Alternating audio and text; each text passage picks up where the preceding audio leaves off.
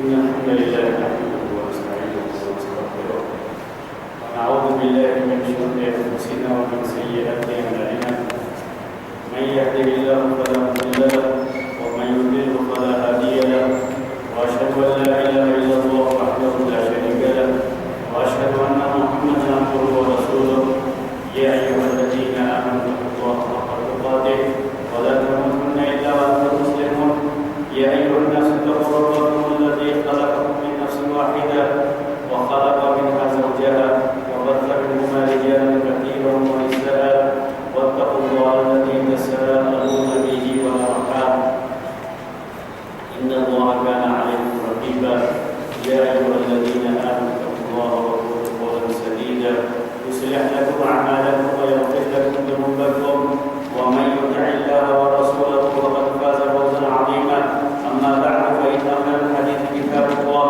وخير الهدي هدي محمد صلى الله عليه وسلم وشر الأمور محدثاتها وكل محدثة بدعة وكل بدعة ضلالة وكل ضلالة في النار. محترم بھائیو، ہمارا یہ درس پچھلے 2 ہفتے نہیں ہو پایا اور اس کے بعد یہ آج درس انشاءاللہ پہلے جو ہمارے میں سلسلہ رکا تھا وہیں سے اس کو جوڑ کر کے چلے گئے. تو علوم حدیث کا جو درس تھا وہ چل رہا تھا ہمارا، تو ہم بتا رہے تھے آپ کو اس سے پہلے کہ راوی کے اندر حدیث جو روایت کرتا ہے اس کے اندر محدثین کیا دیکھتے تھے اس حدیث کی صحت کو جانچنے کے لیے، حدیث صحیح ہے یا نہیں ہے معلوم کرنے کے لیے کیا صفت دیکھتے تھے، کیا چیز دیکھتے تھے. تو اس کے بارے میں ہم نے آپ کو بتایا تھا کہ پہلے تو اس راوی کی شخصیت کہ کس حد تک ہم اس کی بات پر اعتبار کر سکتے ہیں. وہ راوی کہیں بھی کسی بھی درجے میں یہ شبہ نہ ہونے پائے کہ وہ جھوٹ ہو سکتا ہے، جھوٹ بولنے کا ادنا شبہ بھی نہ ہو. پہلے یہ چیز دیکھتے تھے اور دوسری چیز دیکھتے تھے کہ جھوٹ تو نہیں ہوگا لیکن بیان کرنے میں غلطی ہونے کا بھی بالکل تھوڑا بھی شبہ نہ رہے، یہ دیکھتے تھے. یہ جب 2 صفتیں پائی جاتی تھی تو اس راوی کی روایت کو قبول کیا کرتے تھے. تو بات ہماری یہاں پہ پہنچی تھی اور اس ضمن میں یہ بات بھی آئی تھی آپ کے سامنے اور میں نے یہ بیان کیا تھا، آپ کو یاد ہوگا کہ جو بھی کسی بھی خبر کے کوئی بھی بات جو آپ تک پہنچتی ہے اس کو تحقیق کرنے، اس کے بارے میں معلوم کرنے کا جو بھی ذریعہ ہو سکتا ہے بہتر سے بہترین اس کو اختیار کیا محدثین. یہاں تک کہ جو ہم بات کہتے ہیں آنکھ لگی، آپ اگر اس کو دیکھیں پورے جو طریقے کو جو میں نے آپ کو بیان کیا تھا تو یہ بالکل کوئی بھی عقل والا آدمی کہے گا کہ ہاں طریقہ یہی ہو سکتا ہے، غلطی یہاں ہو سکتی تھی. تو انہوں نے دیکھا کہ کہاں کہاں غلطی ہو سکتی ہے، ان تمام پہلوؤں کو سامنے رکھ کر کے حدیث کی تحقیق کی اور اس کی غلطی کو پہچاننے کی کوشش کی.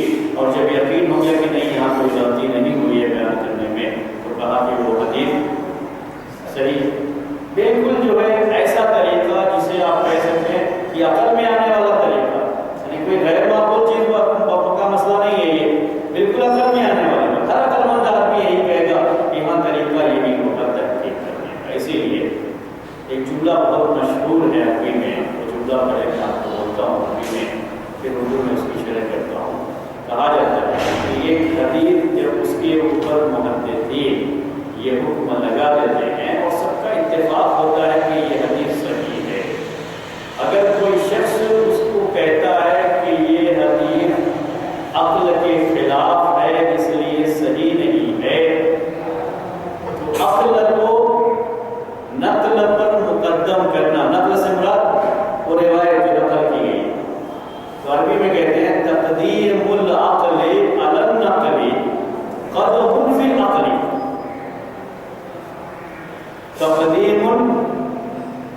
تقدیم العقل علی النقل قدح فی العقل. کہ آپ کوئی بات جب ثابت ہو چکی ہے، یہ بات بالکل جو ہے طے پا چکی ہے کہ یہ روایت صحیح ہے، یہ حدیث صحیح ہے، یہ ثابت ہونے کے بعد اگر عقل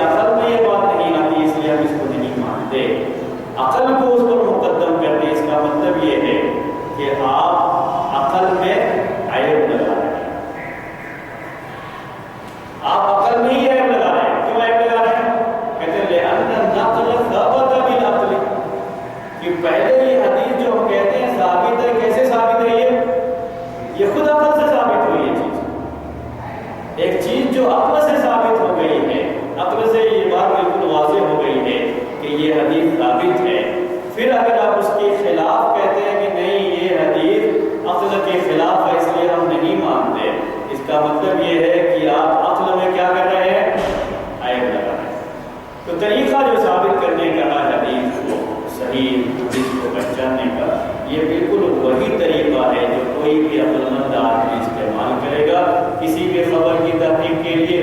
جتنا لوگوں نے استعمال کیا ہے محدثین نے اس سے بھی کہیں زیادہ اس میں احتیاط سے کام لیتے ہوئے اور بھی زیادہ اس پہ انہوں نے اس کو اہمیت دیتے ہوئے جہاں تھوڑا بھی شبہ تھا وہاں بھی قبول نہیں کیا ہے.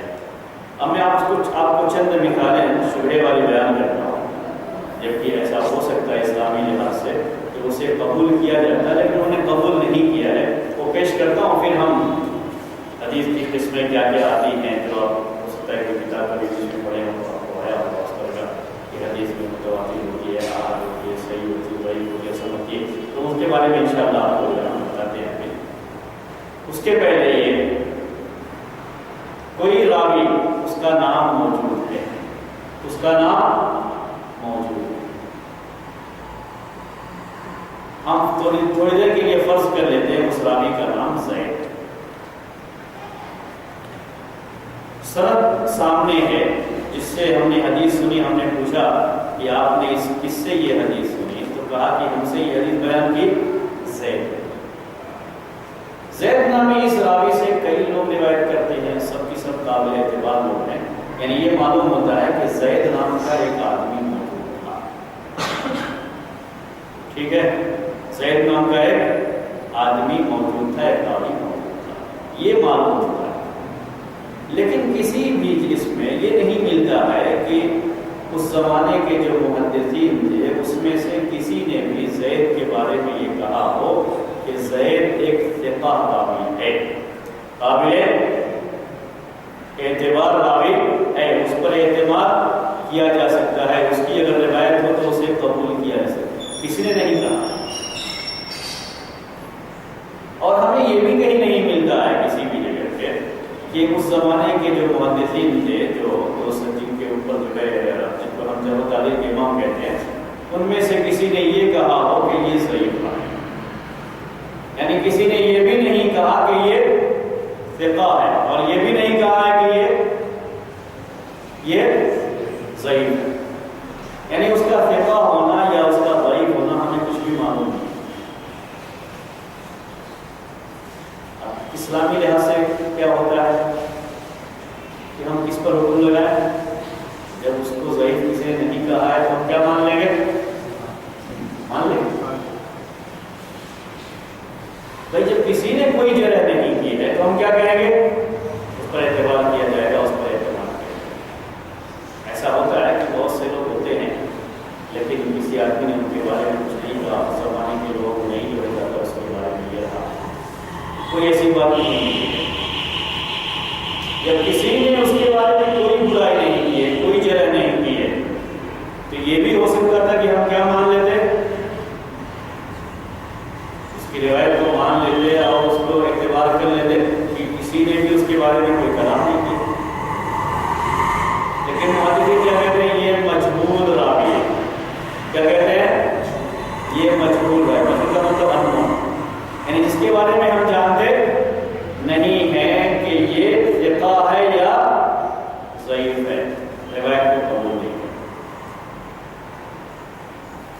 جبکہ ایسا ہو سکتا تھا کہ ہم کیا کہتے ہیں کہ جب کسی نے اس کے بارے میں کوئی ایسی بات نہیں کہی کہ وہ ضعیف ہے تو ہم حسن ظن رکھتے ہوئے, اچھا گمان رکھتے ہوئے کیا کہیں گے؟ ثقہ ہوگا اس لیے اس کی روایت کو قبول کر لیتے ہیں. ایسا بھی کر سکتے تھے لیکن نہیں کیا. جبکہ یہاں دونوں پہلو برابر ہیں, یعنی وہ ثقہ بھی ہو سکتا ہے اور ضعیف بھی ہو. جہاں ضعیف ہونے کا ڈر ہے وہاں ثقہ ہونے کا کی امید بھی ہے. لیکن جو تھوڑا سا شبہ ہو گیا ہو سکتا ہے ضعیف ہو, کیا کر دیا روایت کو الگ کر دیا. نہیں, ایسے مجبور شخص کی روایت ان کے یہاں کیا مانی جاتی ہے؟ ضعیف. ایک تابعی روایت کرتے ہیں, تابعی روایت کرتے ہیں اللہ کے رسول صلی اللہ علیہ وسلم سے. یعنی یہ نہیں کہتے ہیں کہ میں نے سنا اللہ کے رسول صلی اللہ علیہ وسلم, کیونکہ وہ تو تابعی سن نہیں سکتے. لیکن تابعی کیا کہتے ہیں روایت کرتے ہوئے کہ اللہ کے رسول صلی اللہ علیہ وسلم نے فرمایا ہے, آپ نے یہ کیا, میں نے دیکھا ہے یا میں نے سنا, وہ نہیں کہہ سکتے. وہ کب کا وہ صحابی صرف کہہ سکتے ہیں. لیکن تابعی اپنی روایت میں جب وہ بیچ میں صحابی نہ ہو وہ کبھی بھی روایت کرتے ہوئے کیا کہتے ہیں؟ اللہ کے رسول صلی اللہ علیہ وسلم سے روایت ہے. جیسے ہم لوگ بھی کہہ لیتے ہیں کہ اللہ کے رسول صلی اللہ علیہ وسلم نے فرمایا ہے انما الاعمال بالنیات. مثلا وہ حدیث آپ کو بتانا چاہ رہا تھا اس لیے جو بڑے ہوئے ہیں ایسا نہ ہو کہ وہ دل جو ہے اس کو برابر یاد پچھلا یاد بھی کرنا پڑتا ہے. تو میں نے کہا کہ ہم یہ کہتے ہیں کہ اللہ کے رسول صلی اللہ علیہ وسلم نے فرمایا ہے انما الاعمال، لیکن ہم یہ نہیں کہہ سکتے کہ میں نے اللہ کے رسول سے سنا ہے. یہ کون کہہ سکتے ہیں؟ عمر بن خطاب جو حدیث روایت کرتے ہیں انما الاعمال بالنیات، وہ کہہ سکتے ہیں، ہم نہیں کہہ سکتے. تو میں تابعی کے بارے میں کہہ رہا تھا کہ تابعی کبھی روایت کرتے ہوئے یہ کہتے ہیں، ایسا بھی حدیثوں میں پایا جاتا ہے، وہ یہ کہتے ہیں کہ اللہ کے رسول صلی اللہ علیہ وسلم نے یہ فرمایا ہے، جس کو ہم عربی میں قال کہتے ہیں، یا اللہ کے رسول صلی اللہ علیہ وسلم نے یہ کیا ہے. محدثین اس روایت کو مرسل کہتے ہیں. کیا کہتے ہیں؟ مرسل کہتے ہیں. بعد میں جب اس میں آئیں گے تو یہ سب چیزیں آئیں گی. میں صرف یہ ظاہر کرنے کے لیے کہ جہاں تھوڑا بھی شبہ ہو گیا انہوں نے کیا کر دیا؟ روایت کو چھوڑ دیا، ضعیف قرار دیا. صرف چھوڑ نہیں دیا بلکہ ضعیف قرار دیا، صحیح نہیں قرار دیا، حسن بھی قرار نہیں دیا، اس کو ضعیف قرار دیا. ایک تابعی ہیں، مشہور تابعی ہیں، حسن بصری رضی اللہ تعالیٰ عنہ، مشہور تابعی ہیں. وہ کہتے ہیں اللہ کے رسول صلی اللہ علیہ وسلم کی بات جو نقل کرتے ہیں، لیکن کس سے سنا انہوں نے یہ بیان نہیں. کس سے سنا یہ بیان نہیں.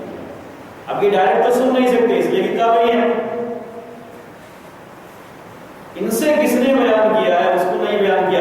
ڈائریکٹ کس کا قول نقل کر دیا؟ اللہ کے رسول صلی اللہ علیہ وسلم کا قول. یہاں بھی دونوں باتیں ہوتی ہیں. کیا دونوں باتیں؟ انہوں نے یہ بات کسی صحابی سے سنی ہوگی اور صحابی نے کس سے سنی ہوگی؟ اللہ کے رسول صلی اللہ علیہ وسلم سے.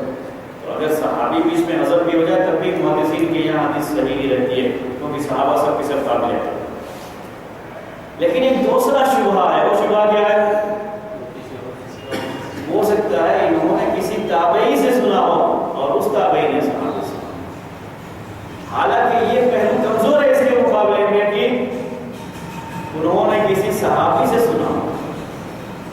وہ زیادہ جو ہے امید اس کی ہے کہ زیادہ یہ ہے کہ صحابی سے سنا ہو. لیکن پھر بھی محدثین کیا کہتے ہیں؟ مرسل حدیث یہ ضعیف. کیوں ضعیف ہے؟ اس لیے کہ ہمیں یہ پتہ نہیں ہے کہ جس سے انہوں نے سنا ہے وہ صحابی ہے یا تابعی ہونے کا شبہ ہے، اس لیے ہم اسے قبول. جب تابعی ہے تو پھر یہ شبہ آتا ہے کہ اس سے ثقہ بھی ہو سکتا ہے اور ضعیف بھی ہو سکتا ہے، ہم اسے قبول نہیں. حالانکہ یہاں جیسا کہ میں نے کہا دوسرا پہلو بھی ہے. وہ پہلو کیا ہے کہ روایت کرنے والا صحابی بھی ہو.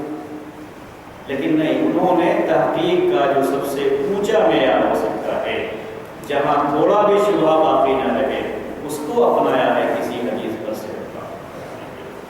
ایک تیسری مثال آپ کو دیتا ہوں. مرسل ان کے یہاں ضعیف ہونے لگتے.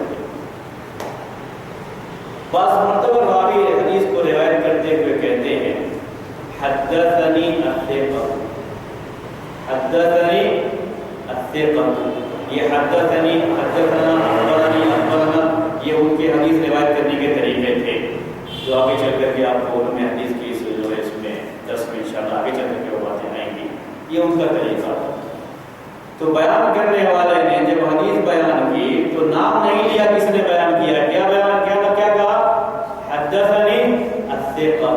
ثقہ کا مطلب ہوا کہ وہ شخص جس کے اوپر مجھے پورا اعتبار ہے، اعتماد ہے، اس کے اخلاق کے لحاظ سے بھی کیوں کبھی جھوٹ نہیں بول سکتا اور اس کے حفظ اور یاد کرنے کی یا لکھنے کی جو صلاحیت تھی اس پر بھی مجھے پورا اعتبار ہے کہ اس نے بالکل صحیح بیان کیا ہے، غلط بیان نہیں کیا ہوگا. یہ مطلب ہوتا ہے حدثنی الثقہ. محدثین اس کو صحیح نہیں مانتے. کیا کرتے ہیں؟ صحیح.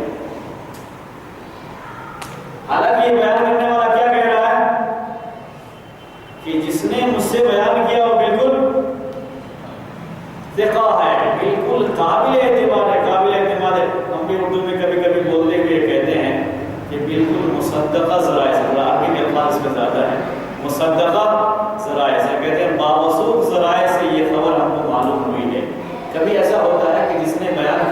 کا نام لینا نہیں چاہتے، لیکن ہمیں اس کے اوپر اعتبار ہوتا ہے تو ہم کیا کہتے ہیں کہ انتہائی معتبر آدمی نے، قابل اعتماد آدمی نے مجھ سے بیان کیا ہے. ایسا کبھی کبھی راوی بھی کرتے ہیں حدیث کو روایت کرتے ہیں، لیکن محدثین اس روایت کو کیا کہتے ہیں؟ ضعیف. کیوں؟ صرف یہ ایک شبہ ہے. وہ شبہ اس میں کیا ہے؟ ہو سکتا ہے جنہوں نے یہ بیان کیا ہے ان کے نزدیک راوی وہ قابل اعتبار، لیکن عام لوگ دوسروں کے یہاں نہ ہو. اگر وہ نام بیان کرتا تو ہم کو معلوم ہوتا کہ آخر وہ آدمی ہے. نام نہ بیان کرنے کی وجہ سے اس روایت کو قبول نہیں کرتے. یہیں پہ کہتے ہیں دار میں کچھ کالا ہے نا، کیوں نام بیان نہیں کیا، کیوں یہ کہا حدث نہیں کیا. شبہ آ جاتا ہے حدیث کو چھوڑ یا کہتے ہیں وہ حدیث صحیح. تو میں اب تک جو مثالیں میں نے پیش کی صرف یہ ثابت کرنے کے لیے کہ محدثین کے یہاں حدیث کو پرکھنے کا جو طریقہ ہے یہ بالکل اتھینٹک بھی ہے اور عقل کے مطابق بھی ہے. یعنی کوئی بھی عقل مند آدمی یہی کہے گا کہ یہاں حدیث کو پرکھنے کا یا کسی بھی چیز کے صحیح یا غلط ہونے کا جو طریقہ ہو سکتا ہے پرکھنے کا، جانچنے کا، اس کو معلوم کرنے کا، بالکل یہی ہو سکتا ہے. وہی طریقہ انہوں نے اپنایا ہے. اس کے بعد اب آج ہمارا آج کا درس جو ہے شروع ہوتا ہے. حدیث کی قسمیں آپ کے سامنے بیان کریں گے. حدیث کی قسمیں کیا کیا ہوتی ہیں اس کو بیان کریں گے. تو حدیث کی قسمیں الگ الگ لحاظ سے ہوتی ہیں، الگ الگ لحاظ سے اسے بیان کیا جاتا ہے. اسی لحاظ سے ہم آپ کے سامنے یہ بیان کریں گے. یہ بھی یاد رکھیے گا کہ ہم لکھیں گے عربی میں ہی، پھر اردو میں اسے بیان کریں گے.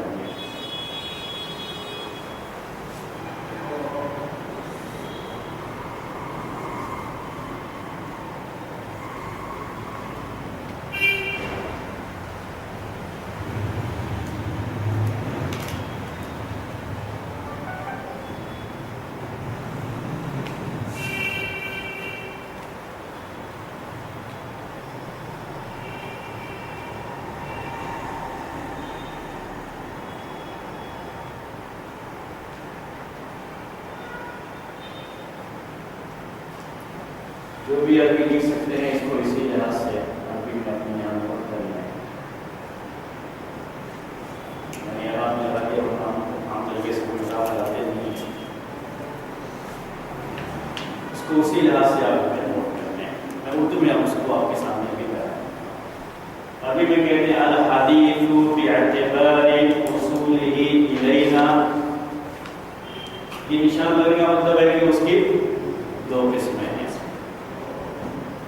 المتواتر الآحاد. عربی میں یہ لکھا ہوا ہے، میں ابھی بھی لکھنے کی ضرورت نہیں ہے ان کے لیے. میں ابھی یہ پڑھ رہا ہوں اردو میں آپ کے سامنے ابھی بیان کر رہا ہوں.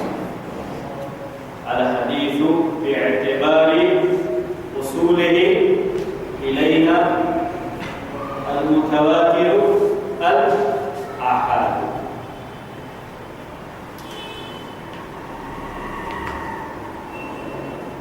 کا مطلب یہ ہوا کہ حدیث ہم تک پہنچنے کے اعتبار سے، میں نے آپ سے کہا حدیث کی بہت ساری قسمیں آتی ہیں، لیکن وہ الگ الگ اعتبار سے یہ قسمیں کی جاتی ہیں. جو لوگ پہلے اس سے پہلے خاص طریقے سے نظرت النظریاؤں کی کتاب پڑھ چکے ہیں، علوم حدیث کتابوں سے، وہ خاص طریقے سے اس پر دھیان دیں کہ وہی باتیں جو کتابوں میں ہوتی ہیں اس کو کس طریقے سے لوگوں کے سامنے پیش کیا جائے کہ وہ آسانی سے بات سمجھ میں آئے. آپ کتاب پڑھیں گے تو اتنی آسانی سے بات آپ کو سمجھ میں نہیں آتی، لیکن آپ کو اس بورڈ پر دیکھیے کتنی آسانی سے وہ بات سمجھ میں آ جاتی ہے.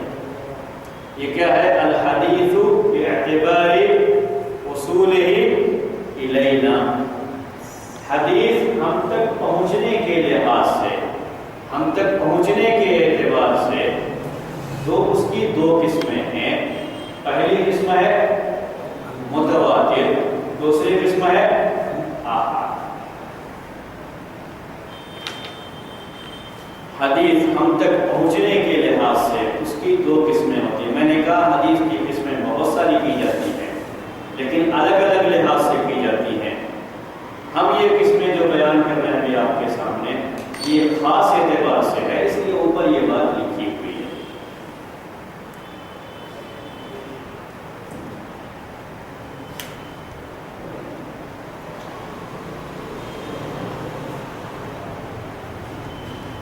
میں اس سے پہلے سمجھانے سے پہلے آپ کو ایک دوسری مثال دیتا ہوں، اس کو سمجھانے کے لیے، اس کو سمجھانے کے لیے۔ انسان کی کتنی قسمیں ہیں؟ انسان کی مثال زیادہ سمجھ میں آئے گی، ہم سب لوگ انسان ہیں نا، تو انسان کی کتنی قسمیں ہیں؟ جی بولیے۔ ہاں کتنی قسمیں ہیں؟ 2۔ ہاں میل اور فیمیل۔ انسان کی 2 قسمیں ہوئی، کس کے لحاظ سے؟ میل اور فیمیل، جینڈر کے لحاظ سے، کہتے ہیں اس کو جنس کے لحاظ سے، اور نئی انسان کی قسمیں اور بھی ہیں، ٹھیک ہے۔ انسان کی قسمیں اس کی عمر کے لحاظ سے 3 قسمیں ہوتی ہیں، بچہ، جوان، بوڑھا۔ یہ کس کے لحاظ سے ہے؟ ایج کے لحاظ سے۔ آپ کہتے ہیں ٹین ایج، یا کہتے ہیں آپ جو ہے چائلڈ ہوڈ، الگ الگ جو اس کو بانٹ دیتے ہیں، تو الگ الگ قسمیں ہوتی ہیں۔ انسان کی قسمیں اس کے لمبے اور چھوٹے ہونے کے لحاظ سے 2 قسمیں ہوتی ہیں۔ انسان لمبا ہوتا ہے، ایک چھوٹا ہوتا ہے، اور آپ چاہیں تو کہیں کہ 3 ہوتا ہے، ایک بیچ والا بھی ہوتا ہے، جیسے جینڈر میں بھی آپ چاہیں تو 3 کر سکتے ہیں، کیونکہ ہم نے 2 ہی کہا، میل اور فیمیل، لیکن چاہیں تو آپ کیا کر سکتے ہیں؟ 3 بھی کہہ سکتے ہیں، بیچ والا بھی۔ تو ایسے اس میں تو انسان کی یہ الگ الگ قسمیں ہوئی، یہ الگ الگ اعتبار سے اس کی قسمیں ہوتی ہیں، ٹھیک ہے، الگ الگ اعتبار سے اس کی قسمیں ہوتی ہیں۔ ویسے ہی حدیث کی قسمیں الگ الگ اعتبار سے الگ الگ اس کی قسمیں بیان کی، سمجھانے کے لیے اور سمجھنے کے لیے الگ الگ قسمیں بیان کی۔ ابھی جو قسمیں ہم آپ کے سامنے بیان کر رہے ہیں، اور یہیں سے علوم حدیث میں اس کو شروع کیا جاتا ہے، تو ہم نے بھی وہیں سے شروع کیا ہے۔ یہ حدیث کی قسمیں کس کے لحاظ سے ہے کہ حدیث ہم تک کیسے پہنچی، حدیث ہم تک کیسے پہنچی ہے، اس کے پہنچنے کے لحاظ سے اس کی 2 قسمیں ہوتی ہیں۔ ہم تک کیسے پہنچی ہے، ہم تک کیسے پہنچی ہے جو ہم کہتے ہیں، یہ بھی ہم اپنا اعتبار نہیں کرتے ہیں، بلکہ محدثین جنہوں نے حدیث کی کتابیں لکھی ہیں ان کا لحاظ کرتے ہیں۔ یہ ذہن میں رکھیے، ان محدثین تک یہ حدیثیں کیسے پہنچی ہیں، اس کے لحاظ سے اس کی 2 قسمیں۔ پھر سے کہوں، یہ سمجھ میں آ گیا؟ حدیث کیسے پہنچی؟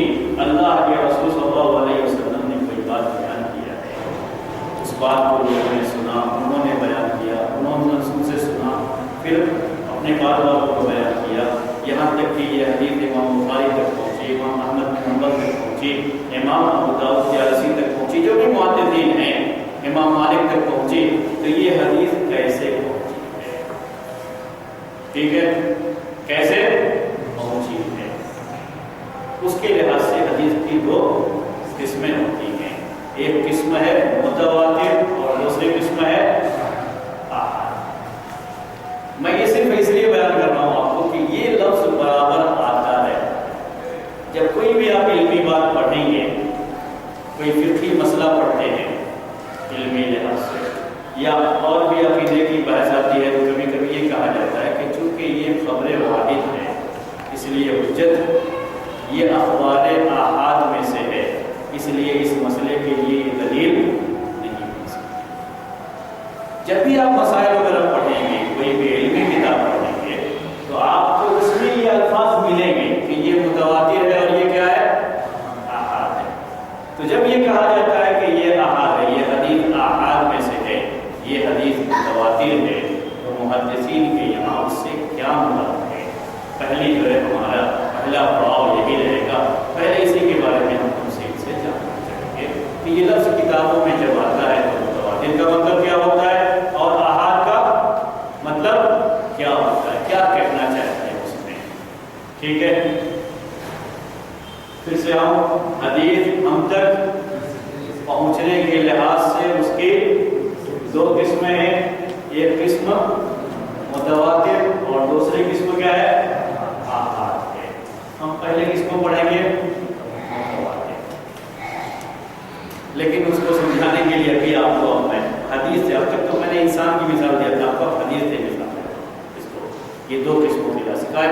یہ 2 قسمیں ہی ہوں گی، اس سے زیادہ نہیں ہوں۔ اللہ کے رسول صلی اللہ علیہ وسلم نے کوئی بات کہی یا آپ نے کوئی کام کیا تو اس میں 2 حالتیں ہیں۔ کبھی ایسا ہوتا ہے کہ آپ نے یہ بات کہی ہے تو صحابہ کی پوری ایک جماعت، صحابہ کی ایک پوری جماعت، آپ نے ممبر پر کوئی بات کہی ہے، صحابہ کی ایک جماعت تھی جس نے یہ بات سنی۔ کبھی ایسا ہوتا ہے کہ آپ مسجد میں 10 دے رہے تھے اور 10 میں آپ نے یہ بات کہی تو صحابہ کی ایک جماعت تھی، اس نے یہ بات سنی ہے۔ اب صحابہ میں سے 4 ہیں، 5 ہیں، 6 ہیں، 7 ہیں، 8 ہیں، 9 ہیں، 10 ہیں۔ اس کے پہلے ایک حدیث کے بارے میں بات آئی تھی کہ جو ہے 100 صحابہ اس کو روایت کرتے ہیں، یا بعض حدیثوں کے بارے میں کہا ہے اس کو 300 صحابہ روایت کرتے ہیں، بعض حدیثوں کے بارے میں 70 صحابہ نے اس کو روایت کیا، یا بعض روایتوں کے بارے میں آپ سنتے رہتے ہیں کہ حدیث نماز میں رفع یدین کرنے والی حدیث کو عشرہ مبشرہ نے، یعنی بہت سے صحابہ نے روایت کیا، اس میں سے عشرہ مبشرہ بھی، عشرہ مبشرہ 10 ہوئے، انہوں نے روایت کیا۔ تو کبھی ایسا ہوتا ہے کہ اللہ کے رسول صلی اللہ علیہ وسلم نے جو بات کہی ہے یا جو کام کیا ہے جس کو صحابہ نے دیکھ کر کے روایت کیا، تابعین کے لیے، بعد میں لوگوں کے لیے، یا ان صحابہ کے لیے جو وہاں موجود نہیں تھے ان کے سامنے بیان کیا، تو یہ بیان کرنے والے صحابہ کی تعداد زیادہ ہوتی ہے، اس لیے کہ اس مجلس میں زیادہ لوگ موجود تھے۔ اب مثال کے طور پر عمر موجود تھے، انہوں نے روایت کیا، عبداللہ بن عمر موجود تھے، انہوں نے روایت کیا، اور عبداللہ بن عباس تھے، انہوں نے روایت کیا، عبداللہ بن زبیر تھے، آپ چند صحابہ کا نام لے لیجیے، سب نے روایت کیا۔ تو ایک حدیث کو روایت کرنے والے صحابہ زیادہ ہو گئے، کبھی 10 ہوں گے، کبھی 20 ہوں گے، کبھی 25 بھی ہوں گے، کبھی 30 بھی ہوں گے، زیادہ ہیں۔ یہ سارے کے سارے صحابہ ایک ہی حدیث کو روایت کر رہے ہیں۔ کبھی ایسا ہوتا تھا کہ آپ نے جو حدیث بیان کی تو آپ کے ساتھ کوئی ایک ہی صحابی تھا، جیسے معاذ بن جبل والی حدیث ہے، وہ پیچھے بیٹھے ہوئے تھے سواری پر اور آپ نے ان کو مخاطب کر کے بات کی، آپ نے کوئی کام کیا، اس وقت دیکھنے والے صحابی ایک ہی تھے۔ جیسے آپ ایک قوم کے پاس ڈالتے ہیں، وہاں سے گزرتے تو آپ نے کھڑے ہو کر کے پیشاب کیا، دیکھنے والے صحابی ایک ہی تھے۔ انہوں نے یہ بیان کیا کہ اللہ کے رسول صلی اللہ علیہ وسلم وہاں گئے تو آپ نے کھڑے ہو کر کے کیا کیا ہے؟ پیشاب کیا۔ ایک ہی صحابی نے دیکھا تھا، میں نے بیان کیا۔ تو ایسے اور بھی عائشہ رضی اللہ تعالیٰ عنہا جو گھر کی بات بیان کرتی ہیں، آپ کی بیویاں جو گھر کی بات بیان کرتی ہیں، وہ گھر میں اکیلی تھی، انہوں نے اکیلے دیکھا، یا آپ نے ان کے سامنے بیان کیا انہوں نے دیکھا۔ کبھی یہ چیز 2 صحابی ہیں، کبھی 3 صحابی ہیں، کبھی 4 صحابی ہیں، وہ جو ہے ان کے سامنے آپ نے کوئی بات بیان کی، انہوں نے دیکھا یا انہوں نے سنا تو اس کو انہوں نے بیان کیا۔ ٹھیک ہے، پھر ہم پہلے میں آگے، جب بہت سارے صحابہ ہوتے ہیں تو ہر صحابی جب اس حدیث کو روایت کرتا ہے تابعی کے سامنے، تو کبھی ایک صحابی سے سننے والے لوگ بھی بہت سے ہوتے ہیں۔ عبداللہ بن عباس کی مجلس لگتی تھی درس کی، تو سننے والوں کی تعداد بہت زیادہ ہوتی تھی۔ تو بعض صحابہ باقاعدہ یہی کام کرتے تھے تو ان کے شاگردوں کی تعداد بھی بہت زیادہ ہوتی تھی۔ انہوں نے بیان کیا تو ان سے سننے والوں کی تعداد بھی بہت زیادہ ہے۔ پھر انہوں نے جنہوں نے سنا ہے یہ جب اسے بیان کرتے ہیں تو کبھی ان کے سننے والوں کی تعداد بھی بہت زیادہ ہوتی ہے۔ یہی پورا سلسلہ چلتا رہتا ہے۔ کبھی ایسا ہوتا ہے کہ ایک صحابی نے سنا، ان سے کسی ایک تابعی نے سنا، ان سے پھر کسی ایک تبع تابعی نے سنا، اور بعد میں اس کے سننے والوں کی تعداد زیادہ ہو گئی۔ ایسا ہوتا ہے کبھی۔ تو اسی کے لحاظ سے حدیث کی یہ قسمیں بیان کی گئی۔ اگر اللہ کے رسول صلی اللہ علیہ وسلم سے حدیث سننے والے صحابہ کی تعداد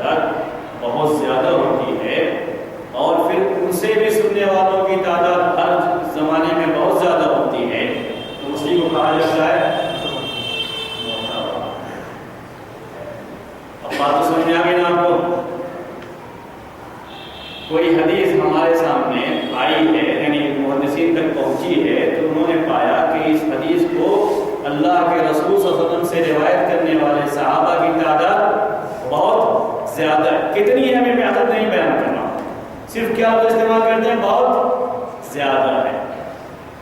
پھر ان صحابہ سے سننے والوں کی تعداد بھی بہت زیادہ ہے، ان سے بھی سننے والوں کی تعداد بہت زیادہ ہے. جب یہ ہر زمانے میں حدیث روایت کرنے والے بیان کرنے والوں کی تعداد بہت زیادہ ہو تو اسے کیا کہا جاتا ہے؟ کیا کہا جاتا ہے؟ بولیے متواتر. جب بہت زیادہ نہ ہو، 1 2 3 ایسے گنتی کے ہوں تو اسے کیا کہا جاتا ہے؟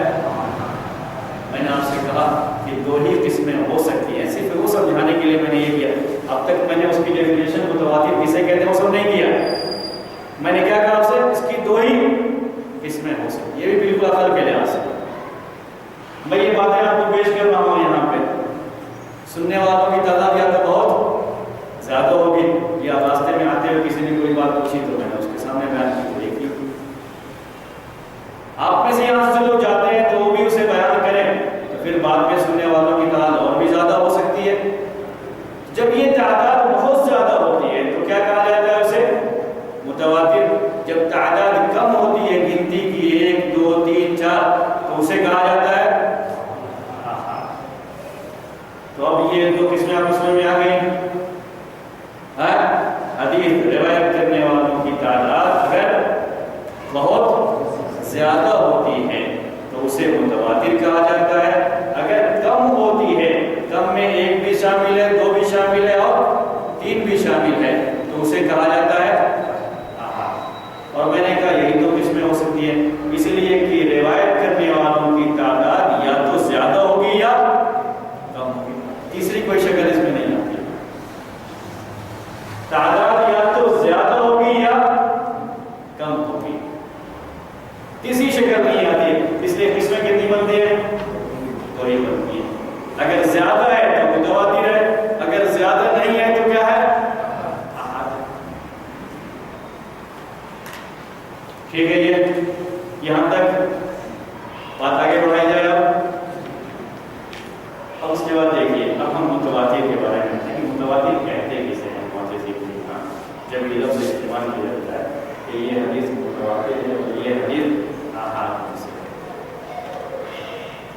اس سے پہلے ایک چیز میں آپ کو اور بھی واضح کر دوں، یہ کہ اس کی ڈیفینیشن سے پہلے اس کی تاریخ سے پہلے یہ بھی کہا جاتا ہے کہ محدثین عام طریقے سے حدیث کی یہ قسم بیان نہیں کرتے کہ یہ حدیث متواتر ہے اور یہ حدیث آحاد ہے.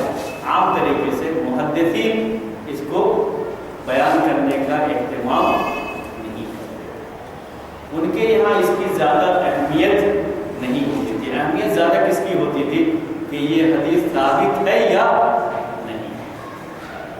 یعنی اس نقطے کو بھی ذہن میں رکھیے. محدثین زیادہ اہتمام کس کا کرتے تھے کہ یہ حدیث ثابت ہے یا ثابت نہیں ہے، صحیح ہے یا صحیح نہیں ہے. اگر ایک بھی صحابی نے سنا ہے اور وہ صحیح ہے تو ان کے یہاں اس کا درجہ ہوتا تھا. بہت سارے صحابہ سے روایت تو ہے لیکن بعد کے راویوں کے جو اعتبار کا مسئلہ ہے وہ ثابت نہیں لگتا ہے تو اس کو صحیح نہیں. تو اہم چیز کیا دیکھتے تھے وہ یہ ثابت ہے یا نہیں ہے. کتنے راویوں نے روایت کیا ہے یہ دیکھتے ضرور تھے لیکن صرف یہ معلوم کرنے کے لیے کہ یہ ثابت ہے یا نہیں ہے. ورنہ یہ متواتر اور آحاد کی قسمیں زیادہ تر کس نے بیان کی ہے؟ فقہا نے بیان کی ہے. اصول فقہ، ایک سبجیکٹ کیا ہوتا ہے؟ اصول فقہ کے اصول، اس میں زیادہ تر یہ بات بیان کی ہے یہ کہ یہ متواتر ہے اور یہ آحاد. ٹھیک ہے. اور یہ بھی کہا جاتا ہے اس سلسلے میں تنبیہ کے طور پر چند باتیں آپ کے ذہن میں رہیں لیکن چونکہ اصول حدیث کی بحث میں یہ ساری باتیں آتی ہیں اس لیے ہم یہ قسمیں آپ کو بیان کرتے ہیں کہ یہ تقسیم زیادہ تر محدثین کے بجائے مبتدیہ نے اس سے فائدہ اٹھایا، یعنی محدثین نے اس کا اہتمام نہیں کیا. زیادہ یہ تقسیم اہل اس زمانے کے اہل تو ان کی طرف سے یہ چیز آئی ہے. جب یہ مسئلہ آیا کہ یہ حدیث خبر واحد ہے اس لیے ہم اسے قبول نہیں کرتے، تو صرف اس وجہ سے کہ بیان کرنے والے کوئی ایک ہیں، بیان کرنے والے کوئی دو ہیں، تو ہم اس کو کیسے صحیح مانیں گے. یہ سب چیزیں آئیں، اور خاص طریقے سے اللہ تبارک و تعالیٰ کی صفات میں جو احادیث آتی ہیں صفات کے بیان میں، تو اس میں سے بہت کثرت سے احادیث کیا ہیں؟ احاد ہیں. تو بہت سے ان میں سے بہت سے لوگوں نے صرف یہ کہہ کر کے کہ یہ تو احاد ہیں، ہم اس سے عقیدے کو ثابت نہیں کر سکتے، اس کا انکار کیا. تو یہ متواتر اور احاد کی تقسیم کا اہتمام یہ مبتدیہ زیادہ کرتے تھے حدیث کے کاموں سے.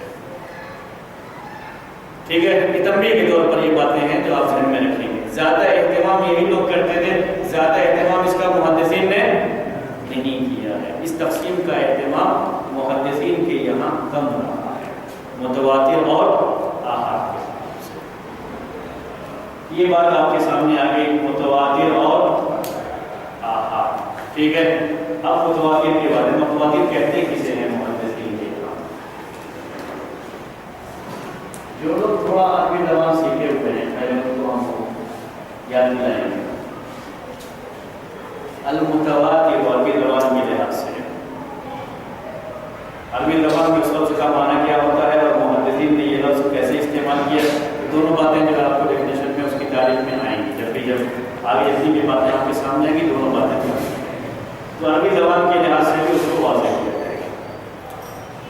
عربی میں ایک باب آتا ہے، اسے باب تفاعل کہا جاتا ہے. تفاعل جو عربی زبان نہیں جانتے ہیں وہ پریشان نہ ہو، کچھ اور نہیں، کوئی مسئلہ نہیں ہوگی. لیکن جو جانتے ہیں میں ان کے لیے یہ بات کہہ رہا ہوں کہ ایک باب آتا ہے، اس کو کہا جاتا ہے باب تفاعل. جیسے ہم کہتے رہتے ہیں اس کے لیے بہت سارے بات اس کے لیے آتے رہتے ہیں، اس میں سے یہ دوا کرا ہے.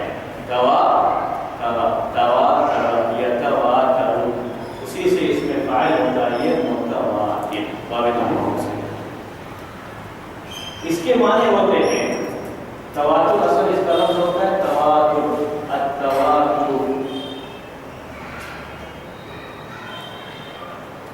عربی میں اس کا معنی کیا جاتا ہے التتابع.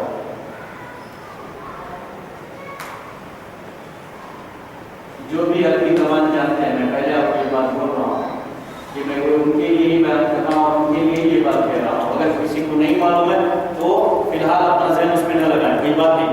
یہ نہ سمجھ میں آئے تو کوئی مسئلہ نہیں ہے، ٹھیک ہے نا.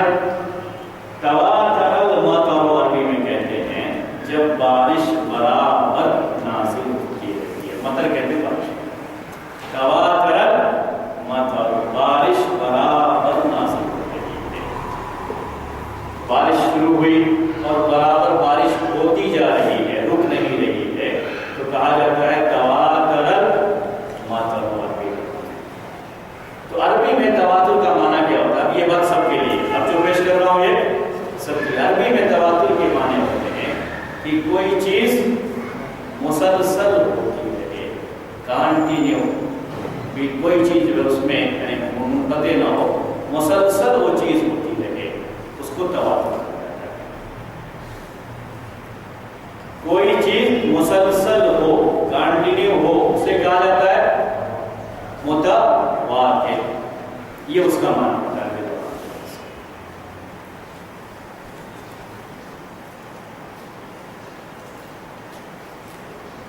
تو عربی زبان کے لحاظ سے اس کا معنی میں نے بتایا. اب دیکھیے صرف یہاں سے کہا جاتا ہے کہ متواتر ہے، اس کی ڈیفینیشن یہ ہے ما رواه عدد كثير.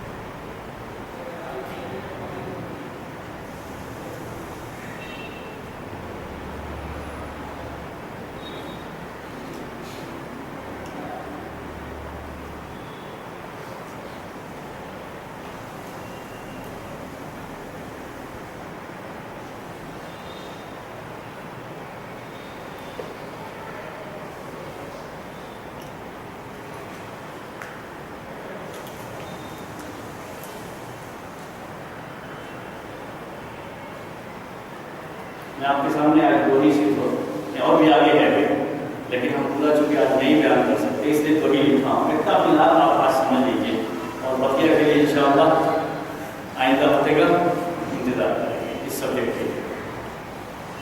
کسے کہتے ہیں متواتر کے عربی میں کہتے ہیں ما رواه عدد کثیر، وہ حدیث جس کو بڑی تعداد نے روایت کیا ہو، کثیر تعداد نے روایت کیا ہو، بڑی تعداد نے روایت کیا ہو.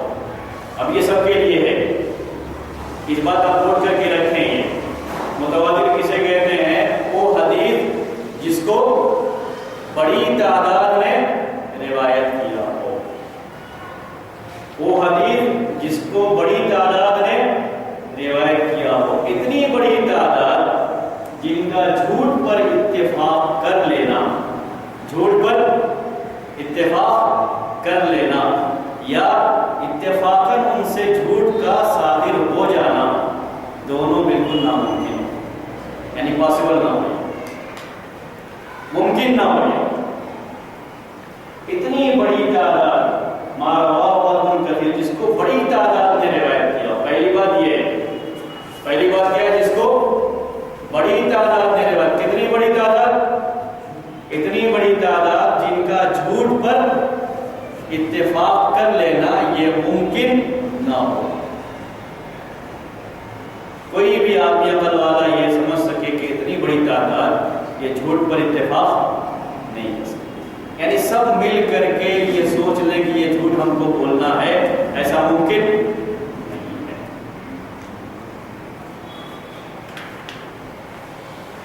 اتنا یاد رکھیے، میں آپ کو اس کو سمجھا رہا ہوں بیٹھ کر کے. اور بھی چیزیں ہیں ابھی آگے تاریخ کے اندر، لیکن میں وہ آپ کو آج نہیں بیان کروں گا کیونکہ اس کو سمجھانے کے لیے ٹائم لگے گا. اب اتنا سمجھا رہا ہوں صرف.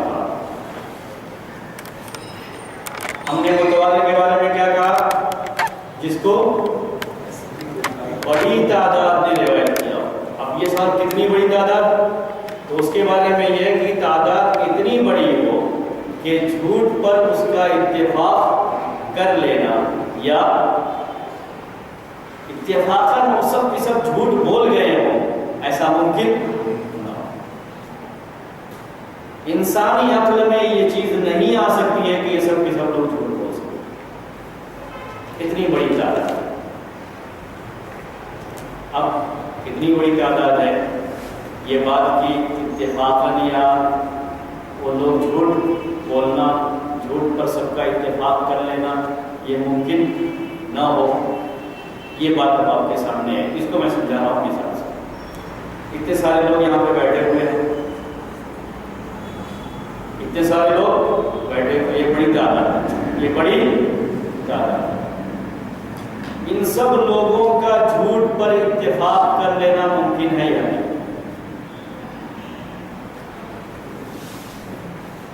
بولیے. ہاں ممکن ہے؟ نہیں ہے یا ممکن ہے؟ بولیے. ہے یا ممکن نہیں ہے؟ اپنے ذہن سے بولیے، کیا اس میں شرمانے کا نہیں. آپ بولیے کہ ہے یا نہیں ہے؟ ان سب کا جھوٹ پر اتفاق کر لینا ممکن ہے. میں یہ نہیں کہ آپ کو برا سمجھ رہا ہوں کہ آپ سب لوگ، میں ایک مثال دے رہا ہوں، اس کے لحاظ سے آپ سوچیے. ایسا نہیں ہو سکتا کہ آپس میں جو ہے چلو ہم ایسا کہیں، سب نے بیٹھ کر کے ایک بات طے کر لیا کہ چلو سب مل کر کے ایسا کہا ہے. یعنی جھوٹی بات یہ ہم کو بیان کرنا ہے، ممکن ہے یا نہیں؟ ممکن ہے. انسانی ہے، انسان کے لحاظ سے ممکن ہے، چیز ممکن ہے. یعنی آپ لوگ ایسا کریں گے، میں یہ نہیں کر رہا ہوں، بلکہ کیا ہے یہ ممکن ہے. مثال سے سمجھانے کے لیے نہیں بات، یہ ممکن ہے. کیوں ممکن ہے؟ اس لیے کہ سب ایک جگہ پہ ہیں، ایک ساتھ رہ رہے ہیں. تو یہ شبہ ہوتا ہے کہ ہو سکتا ہے کہ سب ایک جگہ تھے تو آپس میں طے کر لیے ہوں کہ سب کو یہی بات کہنی ہے.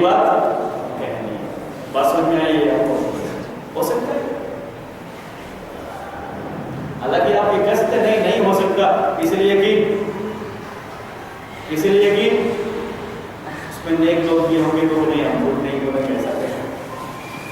ہاں یہ بھی ہو سکتا ہے، لیکن یہ بھی ممکن ہے کہ سب کی سب اتنی بڑی تعداد جن کا جھوٹ پر اتفاق کرنا ممکن ہے، ان کی حدیث کو وہ متواتر نہیں۔ قرآن کہتے ہیں پورا تواتر سے ثابت ہے، متواتر، تو یہی متواتر لفظ وہی اسی کی ہم شرح ہے۔ اتنی بڑی تعداد جن کا جھوٹ پر اتفاق کر لینا ممکن نہیں ہے۔ آج بہت ساری خبریں ہمارے پاس آتی رہتی ہیں، جو بھی خبریں پہنچانے کے جو بھی ذریعے ہمارے ذریعے سے آتے ہیں بہت سارے ہیں یا نہیں ہیں،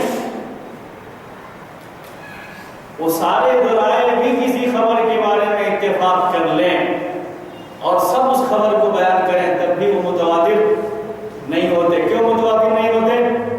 اس لیے کہ سب کا جھوٹ پر اتفاق کر لینا اس کو متواتر نہیں کہا جاتا۔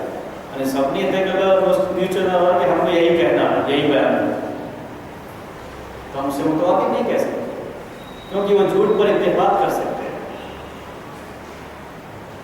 بلکہ محدثین نے اس سے بھی زیادہ بڑی بات یہ کہی کہ ایسا بھی نہ ہو سکے کہ انہوں نے اتفاق تو نہیں کیا، لیکن وہ ایک اتفاق ہوگا کہ سب جھوٹ ہی بولتے گئے۔ اور میں اس کو ایک مثال پیش کرتا ہوں آپ کو۔ عام طریقے سے مدرسوں میں یہ مثال پیش کی جاتی ہے کہ ایک مرتبہ کلاس کے طلبہ نے، اسٹوڈنٹ نے یہ طے کیا کہ آج ہمیں پڑھنا نہیں ہے۔ پچھلے زمانے میں جو پڑھائی کا طریقہ تھا اس میں ایک کلاس کو ایک استاد پڑھا، ابھی تو ایک ہی کلاس میں مختلف سبجیکٹ کے لحاظ سے مختلف استاد آتے ہیں، لیکن پہلے کیا تھا ایک کلاس میں ایک استاد تھا۔ اگر استاد چھٹی پہ ہے تو کلاس کو چھٹی ہو جاتی ہے۔ تو طلبہ نے یہ طے کر لیا کہ جب استاد آئیں گے پڑھانے کے لیے تو جو بھی ملاقات کرے گا یہی کہے گا کہ آپ کی طبیعت کچھ ٹھیک نہیں، یہ پہلے سے طے کر دیا۔ ایک طالب علموں نے ملاقات کیا تو کہا آپ کی طبیعت کچھ ٹھیک ناساز لگ رہی ہے، کچھ ٹھیک نہیں لگ رہی ہے۔ کہا نہیں میں تو بالکل ٹھیک ہوں، کوئی بات نہیں ہے، آگے بڑھو۔ آگے تو دوسرے سے ملاقات ہوئی، یعنی آپس میں راستے میں بھی طے کر لیے تھے کہ اتنی دوری پر ملاقات ہوتی رہے گی۔ اس نے بھی سلام کیا، مسافہ کیا، کچھ گرم سا لگ رہا ہے، طبیعت خراب ہے کیا؟ نہیں مطلب کچھ بھی نہیں ہوا ہے، لیکن پہلے کے مقابلے میں ذرا دل میں بات آئی، ہو سکتا ہے طبیعت کچھ خراب ہو، مجھے محسوس نہ ہو۔ تو اور آگے بڑھا، تیسرے نے کہا آپ کی طبیعت کچھ ٹھیک نہیں لگ رہی ہے، آپ کی طبیعت کچھ خراب ناساز سی لگ رہی ہے۔ اب یہ لگاتار یہ بات جو ہوتی جا رہی ہے، اب ان کو بھی اثر ہوا کہ لگتا ہے میری طبیعت واقعی خراب ہے لیکن مجھے محسوس نہیں ہو رہا ہے۔ انہوں نے اس دن چھٹی کی درخواست لکھی، پیش کیا، اپلیکیشن دیا اور گھر چلے گئے آرام۔ ایسا ممکن ہے یا نہیں؟ پوری جماعت کر سکتی ہے۔ جھوٹ بولنے پر سب اتفاق کرنی ہے۔ میٹنگ کرتے ہیں، کہتے ہیں یہ بات ہے اور سب کو یہی بات، مطلب جھوٹی بات، سب کو یہی بات کرنی ہے۔ ایک جماعت ہے بڑی لیکن جھوٹ پر اتفاق کر سکتے۔ اگر ایسا ہوتا ہے تو اسے متواتر، چاہے وہ تعداد کہتے ہیں 100 200 1000 بلکہ 1 لاکھ کو بھی پہنچ جائے تب بھی اسے متواتر نہیں کہا جائے گا۔ جہاں یہ شبہ ہو کہ یہ سب لوگ مل کر کے یہ جھوٹ بول سکتے ہیں کہ ہم سب مل کر کے یہ طے کیے کہ یہ روایت ہم بیان کریں گے اور کیا کہیں گے کہ فلاں سے ہم نے سب یہ کہیں گے فلاں سے ہم نے یہ روایت سنی ہے، ایک کا نام لیں گے، پھر اس کے بعد اس کے اوپر اسی طریقے سے بیان کرتے ہوئے کہاں تک پہنچائیں گے؟ اللہ کے رسول صلی اللہ علیہ وسلم۔ تو کہا جاتا ہے کہ جھوٹوں کی روایت چاہے وہ 1 لاکھ بھی ہو جائے یہی بتاتی ہے کہ یہ روایت جھوٹی ہے، ان کی تعداد زیادہ ہونے سے روایت میں کوئی فرق، اس کے موضوع ہونے پر کوئی فرق نہیں پڑتا ہے۔ کہا جاتا ہے حدیث کیا ہے؟ موضوع ہے۔ کبھی کبھی محدثین یہ بھی کہتے ہیں کہ بہت زیادہ راویوں کا اسے روایت کرنا اور سارے کے سارے راوی ضعیف قسم کے، مجبور قسم کے اور ناقابل اعتبار کذاب جھوٹے قسم کے ہیں، یہ بتا رہا ہے کہ ضرور یہ حدیث موضوع ہے۔ تو ان کا زیادہ ہونا کبھی اس بات کا سبب بن جائے۔ یہ کب ہے؟ جب تعداد زیادہ تو ہے لیکن یہ ممکن ہے کہ سب کی سب متفق ہو کر کے اس کو بیان کیے ہوں تو اس روایت کو متواتر تو متواتر ہونے کے لیے پہلی بات ذہن میں رکھیے کہ تعداد بہت زیادہ ہو. دوسری بات کیا ہے؟ یہ تعداد ہمیں پورا یقین ہو کہ یہ کبھی جھوٹ پر متفق نہیں ہو سکتے. بالکل ممکن ہی نہ ہو عقل کے لحاظ سے کہ جھوٹ پر متفق ہو سکتے ہیں. یہ دو باتیں ہیں, دو باتوں کو ذہن میں رکھیے. دو باتیں ابھی اور باقی ہیں اس کے اندر متواتر ہونے کے لیے. انشاءاللہ وہ دو باتیں آپ کو آئندہ ہفتے آئیں گی. آج آپ کو جو یاد رکھنے کی باتیں ہیں وہ یہ ہیں کہ حدیثیں جو ہم تک پہنچی ہیں اس کی ہم تک پہنچنے کے لحاظ سے کتنی قسمیں ہیں؟ دو قسمیں. ایک متواتر اور دوسرے متواتر کسے کہتے ہیں؟ عربی زبان میں کوئی چیز بالکل مسلسل ہوتے رہے, کنٹینیو ہوتے رہے تو اسے متواتر کہا جاتا ہے. لیکن محدثین کے یہاں جب یہ لفظ بولا جاتا ہے حدیث کے بارے میں تو اس کا مطلب یہ ہوتا ہے کہ اس حدیث کو روایت کرنے والے راویوں کی تعداد بہت زیادہ, اتنی زیادہ ہے کہ جھوٹ پر ان کا اتفاق کر لینا یہ ممکن نہیں ہے. اتنا یاد رکھیں گے تو انشاءاللہ باقی باتیں آئندہ ہفتے آپ کے سامنے آئیں گی. اور اسی تسلسل کے ساتھ آپ کو بھی جس تسلسل کے ساتھ یہ بات چل رہی ہے حدیث کی, اسی تسلسل یعنی اس کو کنٹینیوٹی آپ کہہ سکتے ہیں, اسی کے ساتھ آپ کو بھی آنا پڑے گا. ایک کو کے بعد دوسرے کو مس کر دیں گے تو پھر وہ بات متواتر کی نہیں رہ جاتی ہے. تو آپ کو بھی تواتر کا ثبوت دینا پڑے گا اس کے لیے, وہ سمجھنے کے لیے. اسی لیے میں بیچ میں کچھ چیزیں چھوڑ دیا کرتا ہوں تاکہ آپ کو لازمی طور پر آئندہ ہفتے آنا پڑے, پورا سمجھنا ہے.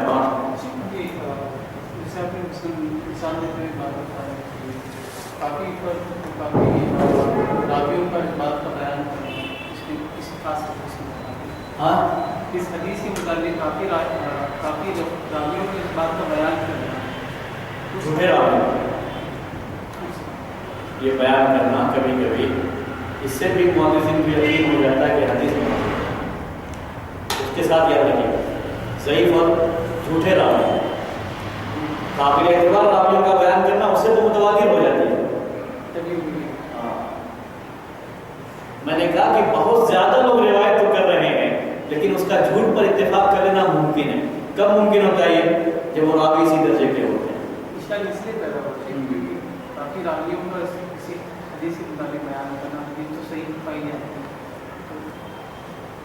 اشکال اس لیے پیدا ہوتی ہے کہ کافی راویوں کا جب حدیث کا بیان کرنا ہے صحیح کہا جاتا ہے تو اس کے مطابق یہ کس طرح سے جی وہ جھوٹے راوی جب اس طرح سے بیان کرتے ہیں اس کو صحیح نہیں. جی آپ چاہے